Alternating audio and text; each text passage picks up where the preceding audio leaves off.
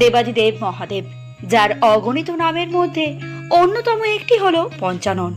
কিন্তু জানেন কি কেন মহাদেবকে পঞ্চানন বলা হয়? পঞ্চানন হলো 5টি মুখ বিশিষ্ট মহাদেবের একটি বিশেষ রূপ, যা পঞ্চব্রহ্ম নামেও পরিচিত। আর এই 5টি মুখ হলো সদ্যজাত, বামদেব, অঘোরা, তৎপুরুষ এবং ঈশান। বলা হয় এই 5টি মুখ 5টি ঈশ্বরী ক্রিয়াকলাপের সাথেও সম্পর্কিত, যথা সৃষ্টি বা স্তুতি, সংরক্ষণ বা স্থিতি, ধ্বংস বা সংঘ্রাণ, ধ্বংস অনুগ্রহ বা তিরোভাব এবং প্রকাশক অনুগ্রহ। এছাড়াও বলা হয় 5 হলো মহাদেবের পবিত্র সংখ্যা। আর মহাদেবের অন্যতম একটি গুরুত্বপূর্ণ মন্ত্র, যা 5টি শব্দাংশেই শ্রেষ্ঠ, নমঃ শিবায়। ভিডিওটি ভালো লাগলে অবশ্যই লাইক এবং চ্যানেলটিকে সাবস্ক্রাইব করে পাশে থাকবেন অমৃত কাহিনীর। হর হর মহাদেব।